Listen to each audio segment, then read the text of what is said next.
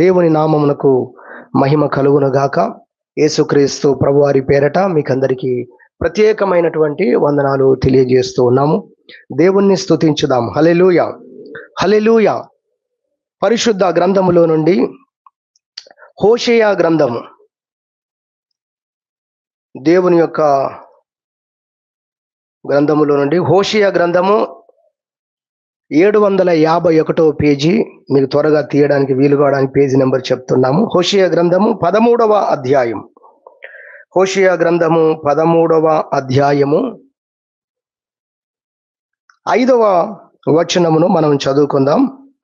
మహా ఎండకు కాలిన అరణ్యములో నిన్ను స్నేహించిన వాడను నేనే. మహా ఎండకు కాలిన అరణ్యములో నిన్ను స్నేహించిన వాడను నేనే. దేవుడు ప్రవక్త ద్వారా మాట్లాడుతున్నటువంటి మాట మనం చూస్తున్నాం. ఇందులో మహా ఎండకు అంటే భయంకరమైనటువంటి ఎండలో, శ్రమలో కాలిపోతున్న పరిస్థితుల్లో అరణ్యములో ఉన్న నేను నిన్ను స్నేహించాను అనేటువంటి మాట ప్రభువు తన ప్రజలైన ఇశ్రాయేలుతో చెప్పడాన్ని దేవుని యొక్క పరిశుద్ధ గ్రంథంలో మనం చూస్తున్నాం. ఇందులో నుండి ఈరోజు మన యొక్క వర్తమానం, ప్రభు మనతో మాట్లాడడానికి ఆయన ఇష్టపడుతున్న అంశం ఏంటంటే, నేను మిమ్మలను స్నేహించిన వాడను. హల్లెలూయా. దేవుడు మనతో మాట్లాడుతున్న మాట, మనకు తెలియజేయాలనుకుంటున్న మాట, అది అర్థం చేసుకొని అది గ్రహించి మనము దేవుణ్ణి స్తుతించగలుగుట కొరకైన మాట ఏంటంటే, నేను మిమ్మలను స్నేహించాను అనేటువంటి మాట ప్రభు మాట్లాడాన్ని హోషేయ గ్రంథం 13వ అధ్యాయము 5వ వచనం నుండి మనం గ్రహించగలుగుతున్నాము. కాబట్టి ఈరోజు మన యొక్క వర్తమానం అదే, మనల్ని స్నేహించినటువంటి దేవుడు అనేటువంటి విషయాన్ని లేదా ఆ యొక్క అంశాన్ని ఈరోజు మనం నేర్చుకోబోతున్నాం. దీని కొరకు కొన్ని విషయాలు ముందస్తుగా మనం జ్ఞాపకం చేసుకుందాం. దేవుడు మానవులను సృజించినప్పుడు, ఆదాము హవ్వగా నరులుగా వారిని సృజించినటువంటి రోజున ప్రభువు ఎలా తయారు చేశాడు అనే దగ్గర నుంచి మనము జ్ఞాపకం చేసుకుంటే, తన స్వరూపమందు తన పోలిక చొప్పున దేవుడు నరులను చేశాడు అని ప్రారంభ కాండమైన ఆది కాండంలో వ్రాయబడి ఉంది. దేవుడు తన స్వరూపములో చేశాడు, అనగా తన స్వభావాన్ని ఇచ్చాడు, తన పోలిక ఇచ్చాడు. రెండు విషయాలు, ఒకటి పోలిక, ఒకటి స్వభావము. రెండు విషయాలు మనం అక్కడ అర్థం చేసుకోవచ్చు. అలా దేవుడు అనేకమైనటువంటి సృష్టిలో అనేకమైన వాటిని సృష్టించినటువంటి దేవుడు మానవుణ్ణి సృష్టించే అంశము దగ్గరికి వచ్చినప్పుడు మాత్రం ఆయన ఎలా చేశాడు అనేది చూస్తే ఆయనలాగా చేసుకున్నాడు మనిషిని. కాబట్టి మానవుణ్ణి ఎంత ప్రేమించాడు, మానవ సృష్టి అనేది ఈ సృష్టిలోనే, సృష్టి అంతటిలో కూడా ఎంత ప్రత్యేకమైనదో మనం అక్కడే గ్రహించవచ్చు. ఎందుకంటే సృష్టిలో ఉన్న ఏది కూడా దేవుని యొక్క ఆ పోలికలో లేదు, కానీ మానవుడు మాత్రమే దేవుని పోలికలో ఉన్నాడు. అందుకే మరి సృష్టి అంతా ఉండి మనిషి ఒక్కడు లేకపోతే సృష్టికి అర్థమే లేదు. మానవుల్ని సృష్టించి దేవుడు అన్నాడు, దీన్ని నువ్వు ఏలు అని చెప్పాడు. అంటే సృష్టి అంతటిని కూడా వాని పాదముల కింద ఉంచాడు అని దావీదు రాస్తాడు కీర్తన 8వ కీర్తనలో. పౌలు కూడా హెబ్రీ పత్రికలో దాన్ని మరలా కోడ్ చేస్తూ మళ్ళీ జ్ఞాపకం చేస్తాడు. మనం అర్థం చేసుకోవాలి, మానవునికి దేవుడు ఇచ్చినటువంటి కృప ఎంత గొప్పది, ఎంత ప్రేమించాడు, ఎంత ప్రేమించాడు. తనలాగా ఉండాలని అనుకున్నాడు, తన పోలికలో ఉండాలనుకున్నాడు, తన స్వభావములో ఉండాలనుకున్నాడు అనేది మనము దేవుని యొక్క పరిశుద్ధ గ్రంథము ఆది కాండం 1వ అధ్యాయంలోనే మనము ఆ విషయాలను మనము గ్రహించగలము. అంతేకాదు, దేవుడు ఆదాము హవ్వలను సృష్టించిన తర్వాత ఏదెనులో ఒక తోట వేశాడు అని దేవుని యొక్క పరిశుద్ధ గ్రంథములో మనం చూడగలము. ఆది కాండములో మనం చూసినట్లయితే ఆ విషయాలన్నీ కూడా మనకు కనబడతాయి. దేవుడు మరి ఆదాము హవ్వ జీవించుట కొరకు ఏదెనులో ఆయన ఒక తోటను వారి కోసము ఏర్పాటు చేసినట్టుగా మనం చూస్తాము. అది 2వ అధ్యాయం 8వ వచనంలో ఉంది. 2:8 2వ అధ్యాయం 8వ వచనం. దేవుడైన యెహోవా తూర్పున ఏదెనులో ఒక తోట వేసి, చాలాసార్లు మనము ఏదేను తోట అంటాము, కానీ మనం బాగా వాక్యాన్ని చదివితే ఏదేనులో ఒక తోట వేసి అని రాయబడి ఉంది. అంటే ఏదేను అనేది ఒక ప్రదేశము, దాంట్లో ఒక తోట వేశాడు. దేవుని నామానికి మహిమ కలుగును గాక. హల్లెలూయా. అలా ఒక ప్రత్యేకమైనటువంటి డిజైన్ చేసి వాళ్ళు ఉండటము కొరకైనటువంటి ఒక ప్రత్యేకమైన ప్రదేశాన్ని దేవుడు ఏర్పాటు చేసి వారిని అక్కడ ఉంచినట్టుగా కూడా ఈ 2వ అధ్యాయము 8వ వచనములో మనం చూస్తున్నాం. అంతేనా, ఇంకా దేవుడు ఏం చేశాడు అనే విషయాన్ని గనక మనము దేవుని యొక్క వాక్యములో మనము చూసినట్లయితే 3వ అధ్యాయములో 8వ వచనం చూస్తే మనకు అర్థమవుతుంది. చల్లపూటను ఆదామును అతని భార్యయు తోటలో సంచరించుచున్న దేవుడైన యెహోవా స్వరము విని అనే మాట మనం చూస్తాం. అనగా దేవుడు ఒక ప్రదేశాన్ని వారి కొరకు ఏర్పాటు చేశాడు, ఒక తోటను వారి కొరకు ఏర్పాటు చేశాడు, తన పోలికలో ఏర్పాటు చేశాడు, తన స్వభావాన్ని ఆయన వారికి ఇచ్చాడు. అదే విధముగా వారిని కలుసుకోవటానికి, వారితో సహవాసము చేయటానికి దేవుడు ఆ తోటకు వస్తున్న సంగతి కూడా 3వ అధ్యాయము ద్వారా మనము 8వ వచనంలో మనం గ్రహించగలుగుతున్నాం. అనగా దేవుడు మానవుని యొక్క స్నేహాన్ని ఇప్పుడు కాదు, ఆయన సృష్టించినప్పుడే వారితో స్నేహభావముతో మెలగటం అనేది దేవుని పరిశుద్ధ గ్రంథము చూస్తే మనకు అర్థమవుతుంది. దేవుని యొక్క మదిలో ఉన్నటువంటి ప్రేమ, ఆయన మనస్సులో మన పట్ల ఉన్నటువంటి ప్రేమ అనురాగమును మనము గుర్తించాలంటే ఆ సృష్టి ఆరంభము నుండి ఏ విధంగా ఆయన మానవుని తయారు చేసుకున్నాడు, మానవుని పట్ల ఆయన మెదిలాడు అన్న విషయాన్ని మనం జ్ఞాపకం చేసుకున్నట్లయితే ఆ విషయాలన్నీ కూడా అర్థం చేసుకోగలము మనం. అయితే దేవుడు దేవుడిచ్చిన స్థానములో నుండి ఆదాము హవ్వలు పడిపోయారు, మానవ జాతి పడిపోయింది. కానీ అక్కడికి మనము రాగలిగితే, ఆ స్థానములో దేవుడు ఇచ్చిన స్థానములోకి మనం రాగలిగితే, దేవుడు మనతో స్నేహ భావములతో ఉండడమే కాదు, ఆయన మనల్ని స్నేహితులుగా చూస్తాడనడంలో సందేహము లేదు.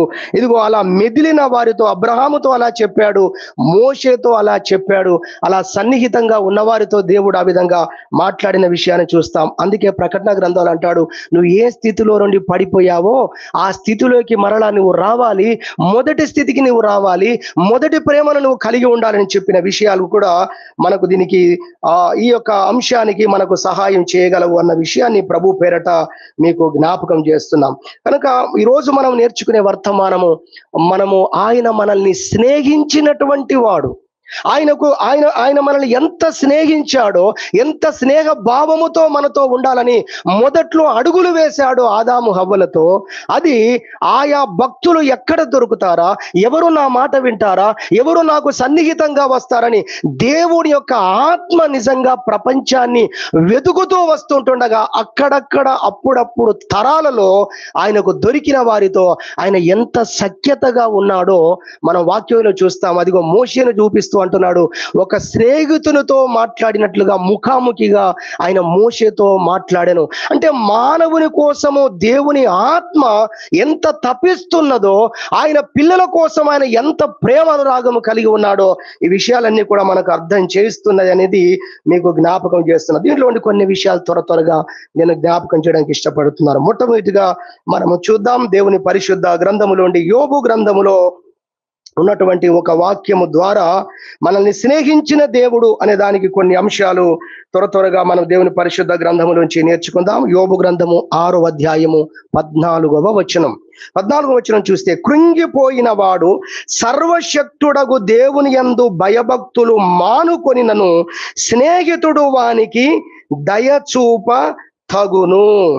సర్వశక్తుడగు దేవుని యందు భయభక్తులు మానుకున్న పరిస్థితుల్లో ఒక వ్యక్తి కృంగిపోయి, కృషించిపోయి, బలహీనతల చేత కావచ్చు, పాపము కావచ్చు, ఏ విధమైతే దేవునికి దూరమైనటువంటి ఒక పరిస్థితి కలిగినప్పుడు అతనికి సహాయం చేయడానికి ఒక స్నేహితుడైన వాడు మరి అతనికి దయచూప తగును. అతని ఎడల దయ చూపడానికి మరి స్నేహితుడు అనేవాడు ఉండాలి అన్నట్టుగా దేవుని యొక్క వాక్యములో మనం చూస్తున్నాం. కాబట్టి మొదటి అంశముగా జ్ఞాపకం చేసేది ఏంటంటే, మనము పాపములో మనము పడి ఉండగా మన ఎడల చూపినటువంటి దేవుడు, లేదా దయ చూపుటకు మనల్ని స్నేహించిన వాడు, హల్లెలూయా, ఆయన మన ఎడల దయను చూపాడు. అలా తన స్నేహ భావాన్ని మన ఎడల కనపరిచాడన్న విషయాన్ని మనం చూడాలి. చూడండి, దేవుడైన యెహోవాకు మానవ జాతి దూరమైంది. అయితే ఇప్పుడు స్నేహితుడుగా అన్నట్లుగా వచ్చిన వారెవరు? స్నేహ భావముతో మన మధ్యలోకి వచ్చిన వారెవరు అంటే యేసు క్రీస్తులో అది మనం చూడగలము. హల్లెలూయా. ఆయన శిష్యులతో మాట్లాడుతూ అన్నాడు, ఆయన యొక్క ఆజ్ఞలను నడుచుకొనొచ్చు, ఆయన చిత్తము నెరవేర్చుచున్న శిష్యులతో అంటాడు, ఇదిగో మిమ్మల్ని దాసులు అని నేను పిలువక స్నేహితులని పిలుస్తున్నాను. ఎందుకు? తండ్రి చిత్తాన్ని మీరు గ్రహించారు. అందరినీ స్నేహితులని దేవుడు పిలవలేదు. అది కూడా నేను మీకు జ్ఞాపకం చేస్తున్నాము. అది చాలా ఉన్నతమైనటువంటి అనుభవం. ఆ స్థితిలోకి మనము రావాలని దేవుడు కోరుకుంటున్నాడు.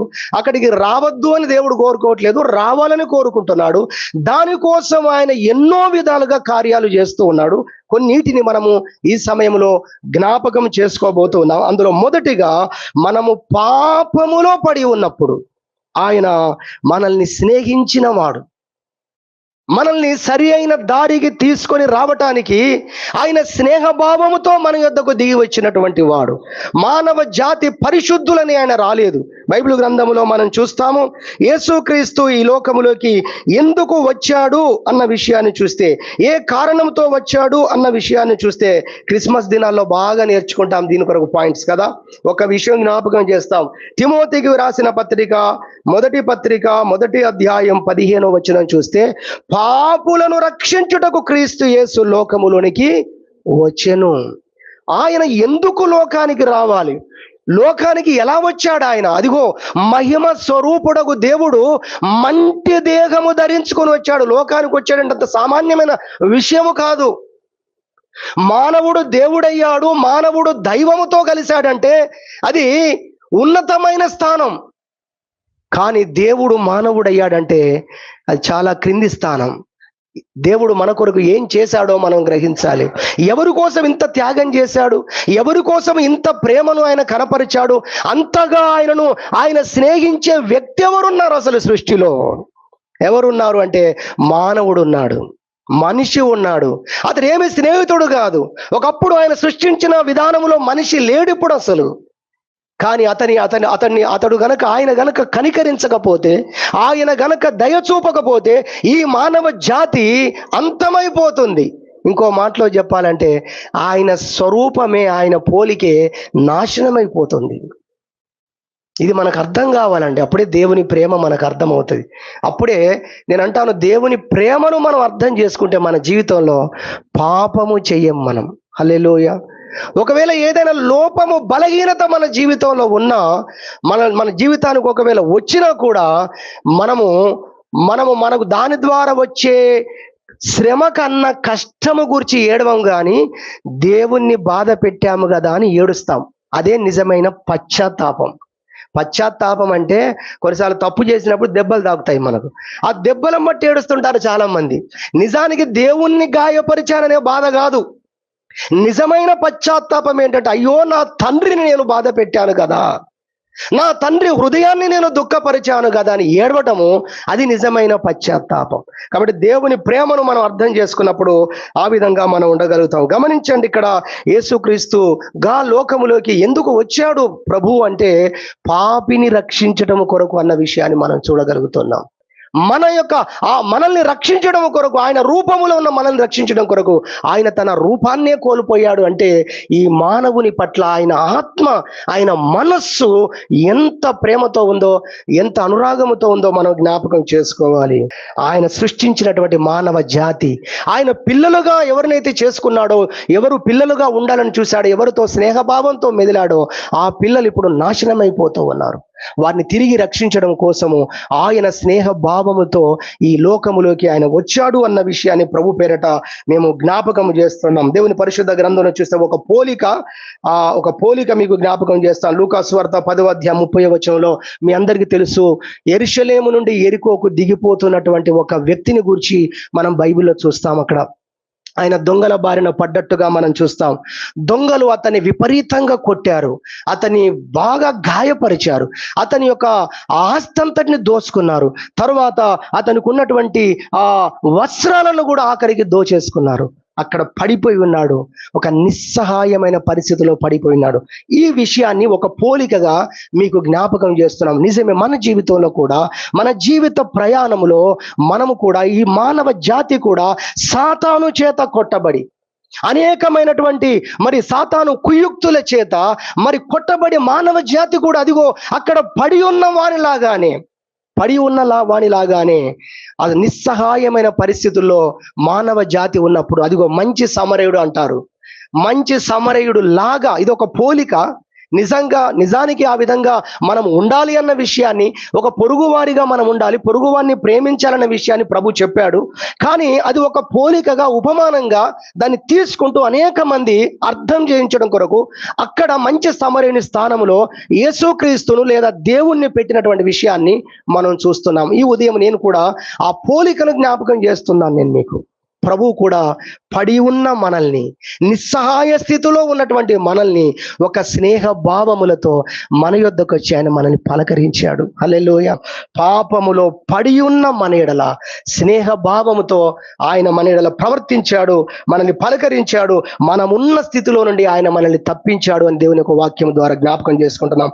ఎఫెసీ పత్రిక 2వ అధ్యాయం 1వ వచనంలో మనం ఆ విషయాన్ని చూస్తాం. ఇదిగో పాపము చేత, అపరాధముల చేత చచ్చిన వారమై ఉండగా క్రీస్తుతో కూడా మనల్ని బ్రతికించెను. క్రీస్తు ద్వారా మనల్ని బ్రతికించెను. ఈ రోజు రక్షించబడుతున్న ప్రతి ఒక్కరు కూడా యేసయ్య చూపిన ప్రేమను బట్టే అందరము రక్షించబడ్డాం. దేవునికి మహిమ కలుగును గాక. హల్లెలూయా. నీ ప్రేమే నన్ను రక్షించిన. అందుకే యేసన్న గారు అట్లాంటి పాటలు బాగా ఎక్కువ రాశారు. ఇంతకుముందు మనం పాడుకున్న పాటల్లో కూడా మనం చూసాం. ఊహకందని ప్రేమ, ఆయన ప్రేమ మనల్ని రక్షించింది. స్నేహ భావములతో ఆయన మన ఎడల చూపించినటువంటి ప్రేమే మనల్ని రక్షించింది అన్న విషయాన్ని నేను జ్ఞాపకం చేస్తాను. కాబట్టి దేవుడుగా ఉంటే మనం రక్షించబడే వారం కాదు, కానీ ఒక స్నేహ భావముతో భూమి మీదికి యేసు క్రీస్తుగా ఆయన దిగి వచ్చి మనల్ని రక్షించాడు అన్న విషయాన్ని జ్ఞాపకం చేసుకొని ప్రభుని స్తుతించాలని మొదటిగా జ్ఞాపకం చేస్తున్నాము. రెండవదిగా మనం చూసినట్లయితే హోషేయ గ్రంథము మనం చూద్దాం. హోషేయ గ్రంథము 14వ అధ్యాయము 4వ వచనము చదువుకుందాం. 14వ అధ్యాయము 4వ వచనం. వారు విశ్వాసఘాతకులు కాకుండా నేను వారిని గుణపరుచుదును, వారి మీదనున్న నా కోపము చల్లారెను, మనస్ఫూర్తిగా వారిని స్నేహింతును. చూడండి, హోషేయ గ్రంథము 13వ అధ్యాయములో మనము చూసాము 5వ వచనములో స్నేహించిన వాడను నేనే అనేది 13:5లో మనం చూసాము. స్నేహించిన వాడను నేనే అన్నమాట. 14వ అధ్యాయంలో కూడా మనం చూస్తున్నాము 4వ వచనములో వారు విశ్వాసఘాతకులు కాకుండా నేను వారిని గుణపరుచుదును, వారి మీదనున్న నా కోపము చల్లారెను, మనస్ఫూర్తిగా వారిని స్నేహింతును. రెండవ అంశముగా జ్ఞాపకం మీకు చేయాలనుకుంటున్న విషయం ఏమిటంటే, విశ్వాసఘాతకులు అనగా కృతజ్ఞత లేని వారంగా, అపనమ్మకస్తులముగా మనం మిగిలిపోకుండా, దేవుడు మన ఎడల చూపించిన ప్రేమను మరచి విడచి కృతజ్ఞత లేని వారంగా మనం మిగిలిపోకుండా, అపనమ్మకస్తులముగా మనము మిగిలిపోకుండా, దేవుడే తన ప్రజలైనటువంటి ఇశ్రాయేలీలను, తన ప్రజలైన వారందరినీ కూడా ఆయనే మరి గుణపరుచుటకు ఆయన మనల్ని స్నేహించిన వాడు. హల్లెలూయా. విశ్వాసఘాతకులు కాకుండా స్నేహించిన వాడు. రెండవ అంశముగా చెప్పాలంటే, మనము చెడిపోకుండా, మనము నశించిపోకుండా, నాశనమైపోకుండా ఆయన మనల్ని స్నేహించిన వాడు. అంటే ఇక్కడ మనం అర్థం చేసుకోవాల్సింది ఏంటంటే, ఆల్రెడీ మీరు దేవుని పిల్లలు. మొదటి అంశములో అసలు టోటల్ గా మనము పడిపోయినటువంటి పరిస్థితి, దేవుని పిల్లలంగా లేనటువంటి పరిస్థితి. ఆ మొదటి అంశము అన్యులుగా ఉన్న మనకు సరిపోతుంది. టోటల్ గా మనం అసలు దేవుని పిల్లలమే కాము. అలాంటి మన మీద జాలి చూపాడు అనే విషయాన్ని మొదటి అంశంగా జ్ఞాపకం చేసుకుంటే, రెండవ అంశముకు వచ్చేసరికి ఏంటంటే, ఆయన ప్రజలు వీరు. అంటే దేవుని పిల్లలు, రక్షించబడ్డవారు. ఒకవేళ ఇప్పుడు మనం తీసుకోవాలంటే, రక్షించబడి బాప్తిస్మం తీసుకొని కూడా బలహీనతలోకి వెళ్ళిపోయినటువంటి పరిస్థితి, లోపాలలోకి వెళ్ళిపోయిన పరిస్థితి, దేవునికి దూరం అయిపోయినటువంటి పరిస్థితుల గురించి మాట్లాడుతూ అంటున్నాడు. వారు కృతజ్ఞత లేని వారుగా లేదా విశ్వాసఘాతకులుగా మిగిలిపోకుండా నేను మళ్ళీ వారిని ఏం చేస్తాను, గుణపరుస్తాను అంటున్నాడు. హల్లెలూయా. తప్పిపోయిన కుమారుని మనం జ్ఞాపకం చేసుకుందాం ఈ సమయంలో. ఈజీగా అర్థమవుతుంది మీకు. లూకాసు వార్త 16వ అధ్యాయంలో చూస్తాం కదా. తండ్రి ఇంటిలో ఉన్నవాడు ఏమైపోయాడు? ఇప్పుడు తండ్రికి వేరైపోయాడు. కాబట్టి దేవుని పిల్లలమైన మనము రక్షించబడి బాప్తిస్మం తీసుకున్న తర్వాత కూడా మన జీవితాల్లో కొన్ని బలహీనతలు, కొన్ని లోపాలు, దేవుణ్ణి విడిచిపెట్టినటువంటి పరిస్థితి ఉన్నప్పుడు ఆయన మనల్ని వదిలేయలేదు. వదిలేస్తే ఏమైపోయే వాళ్ళం మనం? ఇదిగో ఇక్కడ రాయబడినట్టుగా విశ్వాస ఘాతకులం. ఎందుకంటే అది వరకు ఆయన మనకు చూపించిన ప్రేమ సామాన్యమైంది కాదు. నిజంగా రేపు దేవుడు విశ్వాసులను, లేకపోతే దేవుని పిల్లలుగా ఉన్న వారిని శిక్షించే విషయంలో ఎందుకు శిక్షిస్తాడంటే, నేను ఎంత ప్రేమ చూపాను నేను మీకు. హల్లెలూయా. చూడండి, పాపిని ఈరోజు రక్షిస్తున్నది కృపే. ఆ కృపనే మనం నిర్లక్ష్యం చేస్తే హెబ్రీ పత్రికలో ఈ విషయాలు రాస్తాడు. దేవుని కృపకు మూలమగు పరిశుద్ధాత్మను తిరస్కరించిన వాడు మరి ఎక్కువ ప్రతిదండనకు లోనవుతాడు కదా అని రాశాడు పౌలు గారు హెబ్రీ సంఘానికి రాస్తూ. దేవుని కృపకు మూలమగు పరిశుద్ధాత్మ అన్నాడు. కాబట్టి మనం జ్ఞాపకం చేసుకోవాలి, రక్షించబడ్డ తర్వాత దేవుని పిల్లలముగా ఉన్న తర్వాత కూడా అపనమ్మకస్తులమై మనము, అవిధేయులమై మనము దేవునికి దూరంగా వెళ్ళిపోయినప్పుడు ఆయన మనల్ని వదిలేయలేదు. రక్షించబడ్డ నాట నుండి పర్ఫెక్ట్గా మనం ఎంతమంది ఉన్నాం? మన గుండె మీద చేసుకుని మనం ఆలోచన చేద్దాం. రక్షించబడ్డ తర్వాత నుండి ఆ రోజు నుండి ఈ రోజు వరకు ఎంతమంది పర్ఫెక్ట్గా మనం నడిచామండి? ఎన్నిసార్లు మనం తప్పిపోయినవి లేవు, ఎన్నిసార్లు అవిధేయత చూపినవి లేవు, ఎన్నిసార్లు దేవుని మాటను గ్రహించక, తెలుసుకోక దేవుని మాటకు వ్యతిరేకంగా మనం చేసినవి లేవు, సనుక్కున్నవి లేవు మన జీవితాల్లో. విడిచిపెట్టాడా ప్రభు? మనల్ని విడిచిపెట్టలేదు. ప్రభు అన్నాడు, నేను వారిని గుణపరుచుదును. చూడండి ఎంత గొప్ప మాట ప్రభు అక్కడ మాట్లాడుతున్నాడో. మనము హోషేయ గ్రంథంలో ఉన్నటువంటి ఆ మాటలో మనం చూస్తున్నాం. చాలా అద్భుతంగా ఉంది ఆ మాట. 14వ అధ్యాయం 4వ వచనంలో, వారు విశ్వాస ఘాతకులు కాకుండా నేను వారిని గుణపరుచుదును. ఆయన వదిలిపెడితే అలానే అయిపోతాం మనం, అంతే నశించిపోతాం మనం. మనల్ని ఆయన విడిచిపెట్టలేదు, కానీ ఆయన మనల్ని బాగు చేసుకున్నాడు. దేవుని నామానికి మహిమ కలుగును గాక. హల్లెలూయా. స్తోత్రం చెప్పుదామా? హల్లెలూయా, హల్లెలూయా. దేవుని వాక్యములో మనం చూస్తే యెషయా గ్రంథము 48వ అధ్యాయము, యెషయా గ్రంథము 48వ అధ్యాయము మనం చూడగలిగినట్లయితే 48వ అధ్యాయము 8వ వచనములో 1-2 మాటలు చూద్దాం. 8వ వచనములో ఇదిగో ప్రభు మాట్లాడుతున్నాడు ఇక్కడ. అవి నీకు వినబడనే లేదు, నీకు తెలియబడనే లేదు, పూర్వము నుండి నీ చెవి తెరవబడనే లేదు. నీవు అపనమ్మకస్తుడవై నీ తల్లి గర్భమున పుట్టినది మొదలుకొని తిరుగుబాటు చేయు వాడవని అనిపించుకొంటివని నాకు తెలియను. నేను నిన్ను నిర్మూలము చేయకుండానట్లు నా నామమును బట్టి నా కోపము మానుకొనుచున్నాను. నా కీర్తి నిమిత్తము నీ విషయములో నన్ను బిగబట్టుకొనుచున్నాను. హల్లెలూయా.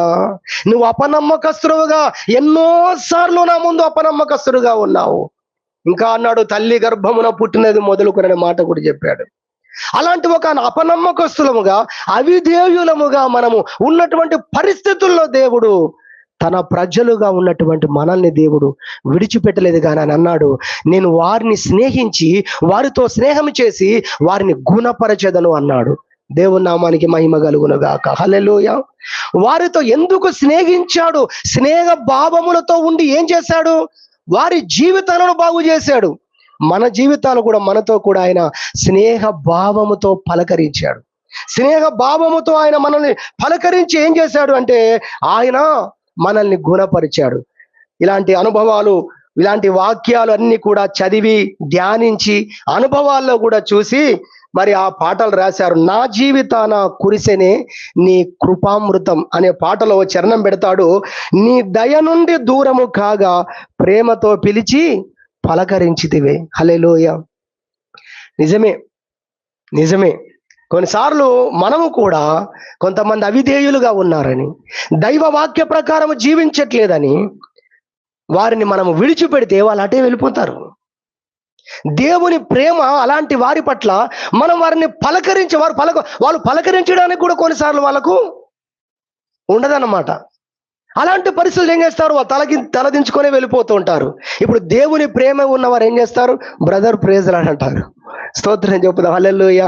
నీ దయ నుండి దూరము కాగా ప్రేమతో పిలిచి పలకరించితివి. ఆ పలకరింపు మళ్ళీ సఖ్యతకు దారి తీసింది. హల్లెలూయా. ప్రభువు కూడా మనల్ని ఏం చేశాడు? విడిచిపెట్టలేదు ఆయన. ఇదిగో అపనమ్మకస్తులముగా మనం ఉన్న పరిస్థితుల్లో విడిచిపెట్టలేదు ఆయన, కానీ స్నేహభావముతో మనతో ఆయన మాట్లాడాడు. స్నేహభావంతో ఆయన మనతో మాట్లాడాడు. చూడండి, తోమా కూడా యేసు ప్రభువును మరి ఆయన గాయాల్లో వేలు పెట్టి చూస్తే తప్ప నమ్మనన్నాడు. ఉట్టిగాని లేదు, నిజంగానే అన్నాడు ఆయన. అంత బలహీనతలోకి వెళ్ళిపోయాడు ఆయన. ప్రభు, ఇంతకాలము నేను మీతో ఉన్నాను, ఇంత ప్రేమను చూశారు, ఇన్ని అద్భుతాలు చూశారు, చనిపోయిన వారిని మీ కళ్ళ ముందు నేను లేపాను, 5వ రోజు కుళ్ళిపోయిన శవాన్ని కూడా లేపాను కదా తోమా, నువ్వు నన్ను ఇంతగా నమ్మకపోవడం భావ్యమా అని ప్రభువు లేడు. కానీ అందరి కొరకు ప్రత్యక్షమైంది వేరు. 500 మందికి తన ప్రత్యక్షతను ఇచ్చాడు. లేచాక మగ్దలేని మరియకు ప్రత్యక్షత ఇచ్చాడు. బైబిల్లో చూస్తే ఒక్క తోమా కోసం ఒక్క రోజు వచ్చాడండి ఆయన. ఎంత గొప్ప దేవుడు అండి. స్తోత్రం చెప్పుదామా. నేను అనుకుంటాను, తోమా అని పిలిచినప్పుడే తోమా గుండె బద్దలై ఉంటుంది. హల్లెలూయా. నేనే కదా నమ్మంది. వీళ్ళంతా నమ్మినా కూడా నేనొక్కనే కదా నమ్మంది. ఈ ప్రత్యక్షత నా కొరకే కదా. అందుకే కదా ఈరోజు ఇంతమందిలో నా పేరు పెట్టి నన్ను పిలుస్తున్నాడు తోమా అని. పిలడమే కాదు, తోమా నీ చేయి తీసుకొని వచ్చి నా ప్రక్కలో పెట్టి, నా ప్రక్కలో బల్లెంతో పొడిచారా లేదా, ఆయన నేనేనా కాదా ఒకసారి నువ్వు పరీక్షించుకోవన్నప్పుడు ఆయన నోట మాట రాలేదు, ఒక్క మాట వచ్చిందండి. శ్రేష్టమైన మాట ఏంటి తెలుసా? ప్రభువా అని లేదు, యేసయ్య అని లేదు, కానీ దేవా అనే పదం ఉపయోగించాడు. దేవునికి మహిమ గలును గాక. హల్లెలూయా. అయ్యా, నువ్వు దేవుడవు, నువ్వు సర్వశక్తి గల దేవుడవు. నిజంగా నిన్ను నమ్మని మేము అపనమ్మకస్తులు, మేము విశ్వాసఘాతకులం మేమయ్యా అన్నట్టుగా విరిగి నలిగిన హృదయముతో తోమా స్పందించిన విధానం అద్భుతం, మహా అద్భుతం. అందుకే ఆ తోమాను దేవుడు భారతదేశానికి ఒక మిషనరీగా, మరి యేసు క్రీస్తు పంపిన మిషనరీగా ఈ భారతదేశానికి వచ్చింది. ఎవరు అని చూస్తే తోమానే అడుగు పెట్టాడు. దేవునికి మహిమ కలుగును గాక. హల్లెలూయా. కాబట్టి రెండవ అంశములో మనం నేర్చుకుంటున్నాము, విశ్వాసఘాతకులంగా మనము మిగిలిపోకుండా, రక్షించబడి కూడా మందిరానికి వచ్చి కూడా దేవుని మాటలకు అవిధేయత చూపుతూ లోపాలతో బలహీనతలతో మనం ఉన్నప్పుడు మన జీవితాన్ని మనల్ని విడిచిపెట్టలేదు ఆయన. కానీ ఏం చేశాడంటే అక్కడ రాసింది, ఆయన అంటున్నాడు, నేను వారిని గుణపరుచుదును. మనం బాగుపడేంత వరకు మనతో స్నేహ భావముతో ఆయన మిదిలినటువంటి వాడుగా తాను కనపరుచుకున్నాడు. బైబిల్లో మీరు చూస్తే అపోస్తుల కార్యములు 15వ అధ్యాయము 37-38 వచనాల్లో మీరు చూసినట్లయితే మార్కు అనే ఒక క్యారెక్టర్ మీకు కనబడుతుంది. ఆయన సేవలో పౌలుతో బర్నబాతో కలిసి సేవలో వెళ్ళిపోతూ ఉంటాడు, వాళ్ళకు సహకారంగా ఉంటూ ఉంటాడు. ఒకానొక టైంలో మరి మార్కు వాళ్ళని విడిచిపెట్టి వచ్చేస్తాడు. వాళ్ళని విడిచిపెడతాడు, వాళ్ళతో కూడా రాడు. అరే, ఈయన ఉన్నాడు కదా మనకని వారు అనుకున్నారు, కానీ ఒక ఆయన తక్కువైపోయాడు. అప్పుడు పౌలు చాలా హట్ అయిపోయాడు నిజంగా. ఆ తరువాత కొన్ని సంవత్సరాల తర్వాత మళ్ళీ అతడు వీరితో పాటు రావడానికి ఇష్టపడతాడు. బర్నబా ఆయన్ని వెంట పెట్టుకొని పోవడానికి ఇష్టపడతాడు. అప్పుడు పౌలు అంటాడు, ఈయన ఎలాంటోడో తెలుసు కదా. అర్థమవుతుందా మీకు? ఇతడు ఎలాంటోడు? ఆ రోజు మనకు ఎంత అపనమ్మకస్తుడుగా ఉన్నాడు. మనం ఒక దగ్గరికి వెళ్దాం అనుకున్నప్పుడు మనతో రాక మనల్ని మిస్ చేసిన వాడు, లేదా మన ప్రోగ్రామ్ అంతా చెడగొట్టిన వాడు, ఇలాంటి వ్యక్తితో వెళ్తే మనకు సమస్యలు తప్పవు. కాబట్టి ఇతడు మనతో రావడానికి వీలు లేదు అంటాడు. మరొక సందర్భంలో అంటాడు, రావడానికి వీల్లేదని. బర్నబా అంటాడు, పర్వాలేదులే తీసుకెళ్దామంటాడు. ఎంత డిస్కషన్ జరిగింది తెలుసా? మరి తీవ్రమైన వాదము కలిగింది. మార్కు విషయంలో పౌలుకు బర్నబాకు వాదమే కలిగిందంట. ఎంత వాదం కలిగిందంటే 2 గ్రూపులు అయిపోయాయి అక్కడ. పౌలు శీలను పెట్టుకొని వెళ్ళిపోయాడు, బర్నబా మార్కును పట్టుకొని ఇంకొక దిశలో వెళ్ళిపోయాడు. అంత జరిగింది డిస్కషన్ ఆ రోజున. కానీ ఆ తర్వాత మీరు చూసినట్టయితే దేవుని పరిశుద్ధ గ్రంథంలో అనేక వాక్యాలు ఉంటాయి. అంతకుముందు మీకు చెప్పాము, ఊరికి ఇప్పుడు జ్ఞాపకం చేస్తున్నాం. వివరాత్మకంగా చెప్పలేం, సమయం లేదు, అయిపోయింది. పౌలు అంటాడు, అతడు ఎంతో ప్రయోజనకరమైన వాడు, అతడు నాకు కూడా ప్రయోజనకరమైన వాడే.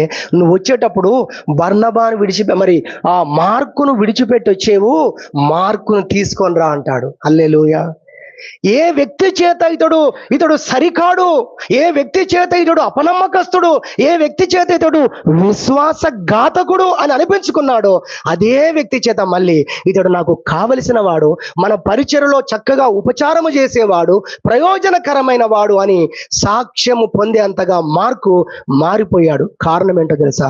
దేవుడు బర్నబా ద్వారా మార్కును గుణపరచడమే. దేవునికి మహిమ కలుగును గాక.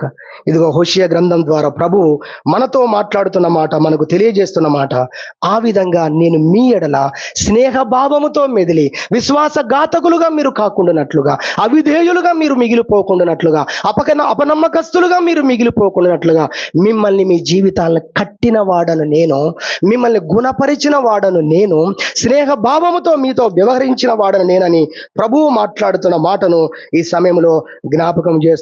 అనగా నిజంగా ఆసరగా మారాడు బర్నబా. ఆ యొక్క బర్నబా ఆసరగా మారాడు అన్న విషయాన్ని మనం జ్ఞాపకం చేసుకోగలం. దేవుని యొక్క వాక్యాలు, ఇలాంటి వాక్యాలు చెప్పే బహుశా కావచ్చు నేను అనుకుంటున్నాను. మరి యేసన్న పాటల పుస్తకంలో ప్రతి పాటలో ఉన్న పదాన్ని నేను వాక్యం ధ్యానిస్తున్నప్పుడు అవి వచ్చేస్తూ ఉంటాయి నాకు. ఆ విధంగా అప్పుడు ఒక చరణం వచ్చింది. ఏంటంటే సమయం లేదు కానీ చదువుతున్నాను.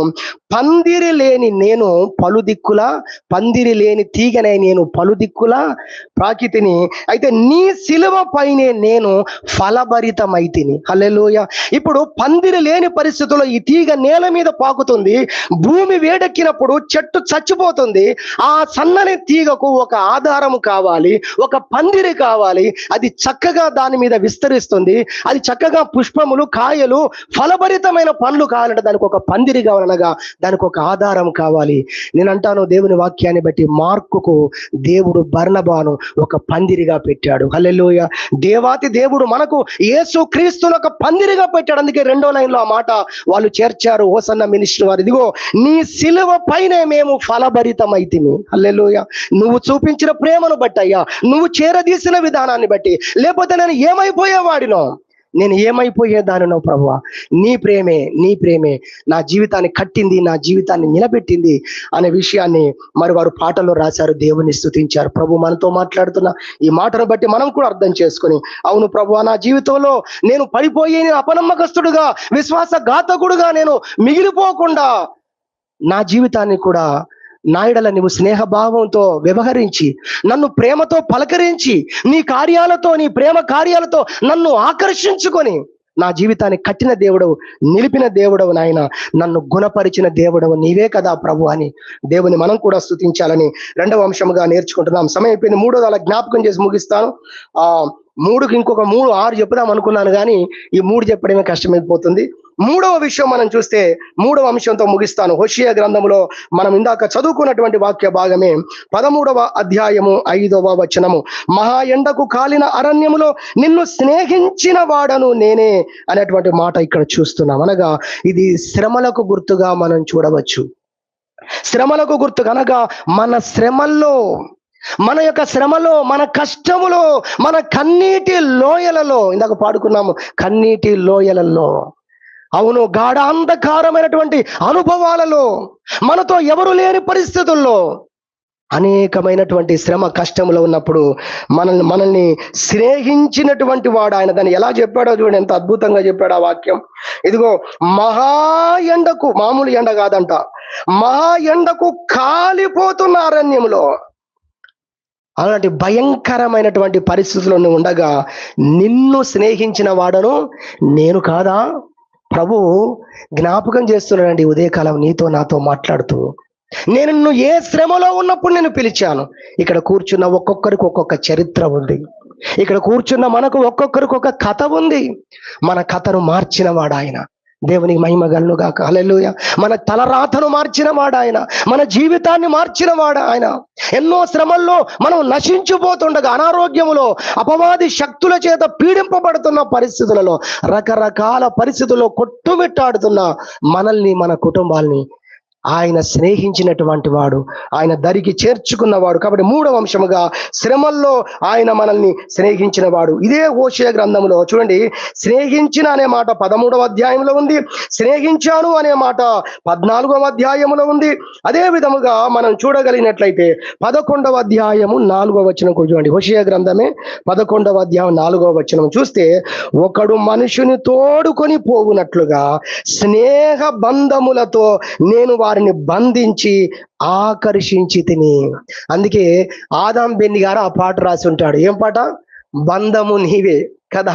నిజమే, ఆయనే నిజమైనటువంటి స్నేహితుడుగా మన జీవితంలో స్నేహ భావములతో మనతో వ్యవహరించినటువంటి వాడు ఆయనే. కాబట్టి స్నేహ బంధములతో మనల్ని ఆకర్షించిన వాడు, మన శ్రమల్లో, మన కష్టంలో, మన శోధనలో మన దరి చేరినటువంటి వాడుగా ఆయన ఉన్నాడు అన్న విషయాన్ని దేవుని యొక్క పరిశుద్ధ గ్రంథములో ఉన్నటువంటి ఈ వాక్య భాగాల ద్వారా మనం తెలుసుకోగలుగుతున్నాము. యెహెజ్కేలు గ్రంథములో అంటాడు, ఇదిగో నువ్వు పుట్టినప్పుడు నువ్వు ఎలాంటి పరిస్థితుల్లో ఉన్నావు, నీవు రక్తములో పొర్లుతున్న పరిస్థితుల్లో ఉన్నావు, అలాంటి పరిస్థితుల్లో ఉన్న నిన్ను చూసి నేను జాలిపడి నీ వద్దకు వచ్చి నీ జీవితాన్ని బాగు చేశాను అని ఆయన చెప్పినటువంటి వాక్యము మనము యెహెజ్కేలు గ్రంథములో ఆ వాక్య భాగాలను మనం కనుగొనగలం. కాబట్టి శ్రమలో మనం ఉన్నప్పుడు, శోధనలో మనం ఉన్నప్పుడు, రకరకాల పరిస్థితుల్లో ఉన్నప్పుడు దేవుడు మనల్ని దరి చేరిన వాడు, మనల్ని ఆదరించిన వాడు, మనల్ని ధైర్యపరిచిన వాడు, మన శ్రమలన్నిటిలోంచి మనల్ని విడిపించిన వాడు. ఒక 2 వాక్యాలు చూపించి నేను ముగిస్తాను. 106వ కీర్తన 44వ చరణం 43 నుంచి చదువుదాం. అనేక పర్యాయములు ఆయన వారిని విడిపించెను, అయినను వారు తమ ఆలోచనను అనుసరించి తిరుగుబాటు చేయుచు వచ్చిరి, తమ దోషము చేత హీన దశ నొందిరి. అయినను వారి రోదనము తనకు వినబడగా వారికి కలిగిన శ్రమను ఆయన చూచెను, వారిని తలంచుకొని ఆయన తన నిబంధనను జ్ఞాపకము చేసుకొనెను, తన కృపా బాహుల్యమును బట్టి వారిని కనికరించెను, కరుణించెను. ఇంకా చెప్పాడు, వారిని చెరగొనిపోయిన వారికి అందరికీ వారి ఎడల కనికరము పుట్టించెను. ఎక్కడికి దాసులుగా వెళ్ళారో, ఎక్కడికి చెరపట్టబడ్డారో ఆ ఊరి జనులకు, ఆ రాజులకంట కనికరమును కలగజేశాడట తన ప్రజల ఎడల. వారు మిక్కిలి హీన దశకు వచ్చి ఆయనకు మొరపెట్టిన పరిస్థితుల్లో తిరిగి వారి శ్రమల నుండి ఆయన వారిని విడిపించాడు అనేది మనం ఇక్కడ దేవుని పరిశుద్ధ గ్రంథంలో మనం చూడగలుగుతున్నాం. మరొక వాక్యం, ఒక్క పేజీ మీరు తిప్పితే తెలుస్తుంది. 107వ కీర్తన ఉన్న మరో కొన్ని వచనాలు చూసుకొని ముగించుకుందాం. 6వ వచనం చూడండి. 6వ వచనం, వారు కష్టకాలమందు యెహోవాకు మొరపెట్టిరి, ఆయన వారి ఆపదలలో నుండి వారిని విడిపించెను. మన శ్రమల్లో మనం ఉన్నప్పుడు, మన కష్టాల్లో మనం ఉన్నప్పుడు, రకరకాల పరిస్థితుల గుండా మనం వెళుతున్నప్పుడు మనం ఆయనకు మొరపెట్టిన వారము, మనం ఆయనను గోజాడుకున్నాం, ప్రభువా ఈ పరిస్థితుల నుండి నన్ను విడిపించమని మనం మొరపెట్టినప్పుడు దేవుడు మనల్ని కూడా మన శ్రమలో నుండి ఆయన విడిపించిన వాడు. 11వ వచనం, బాధ చేతను ఇనుప కట్ల చేతను బంధింపబడిన వారై చీకటిలోను మరణాంధకారములోను నివాసము చేయు వారి హృదయమును ఆయన ఆయాసము చేత కృంగజేసెను, వారు కూలి ఉండగా సహాయుడు లేకపోయాను. అయితే ఆ టైంలో వాళ్ళు ఏం చేశారట చూడండి. 13వ వచనం, కష్టకాలమందు వారు యెహోవాకు మొరపెట్టిరి, ఆయన వారి ఆపదల నుండి వారిని రక్షించను. ఈ పదాలు మీకు 17వ వచనంలో, 19వ వచనంలో, అదే విధంగా 27వ వచనంలో మీరు చూసినట్లయితే 28వ వచనంలో కూడా శ్రమకు తాళలేక వారు యెహోవాకు మొరపెట్టిరి, ఆయన వారి ఆపదలలో నుండి వారిని విడిపించను. ఇలా బైబిల్ ఎన్నో వాక్యాలు, ఎంతో మంది భక్తులు వారి వారి పరిస్థితుల్లో ఉండగా శ్రమలో నుండి దేవుడు తన ప్రజలను ఎలా విడిపించాడో అది మనం దేవుని వాక్యములోని మనం చూడగలుగుతున్నాం. అలానే మన జీవితంలో కూడా మనం శ్రమలో ఉన్నప్పుడు, కష్టములో ఉన్నప్పుడు, శోధనలో ఉన్నప్పుడు మనతో స్నేహ భావముతో ఆయన మెదిలి మనల్ని ఆ శ్రమల్లో నుండి ఆయన మనల్ని విడిపించాడు. కావలసిన ఆదరణను, ధైర్యాన్ని ఇచ్చిన దేవుడుగా మనము తెలుసుకున్న వారమే, గ్రహించిన వారమే, గుర్తు చేసుకున్న వారమై ప్రభువును స్తుతించాలని దేవుని యొక్క వాక్యం ద్వారా నేర్చుకుంటున్నాం. మనల్ని స్నేహించినటువంటి దేవుడు అనేటువంటి వర్తమానంలో 3 అంశాలు మనం నేర్చుకున్నాం. ఒకటి, లోకములో లేదా పాపములో పడి ఉన్న మనల్ని ఆయన స్నేహించి మనల్ని ఆయన రక్షించుకున్నవాడు అనేది మొదటి అంశముగా మనం నేర్చుకున్నాము. రెండవది, రక్షించబడ్డ తర్వాత కూడా మనం ఆయన యొద్ద నుండి వైదొలిగిన పరిస్థితులలో అపనమ్మకస్తులముగా అలానే ఉండిపోక, అలానే మనము విశ్వాసఘాతకులముగా మిగిలిపోకుండా బర్నబా ఆ యొక్క మార్కును బర్నబా ద్వారా ఎలా చేతపట్టాడో దేవుడు మన జీవితాలను కూడా చేతపట్టి ఆయన మనల్ని సరిచేశాడు, గుణపరిచాడు. దాన్ని బట్టి దేవుని స్తుతించాలని రెండవదిగా నేర్చుకున్న. మూడవది, మహా ఎండకు కాలిన అరణ్యములో ఉన్న మనల్ని ఆయన స్నేహించినటువంటి వాడు, అనగా మన శ్రమల్లో మనల్ని ఆదరించి మనల్ని ధైర్యపరిచినటువంటి దేవుడు అని మనం మూడవదిగా విన్నాం. వీటిని బట్టి దేవుణ్ణి మనము స్తుతించడానికి ప్రభు ఈ వాక్యాలను అనుగ్రహించాడు. దేవుడి వాక్యం మనందరి నిమిత్తమై దీవించునుగాక.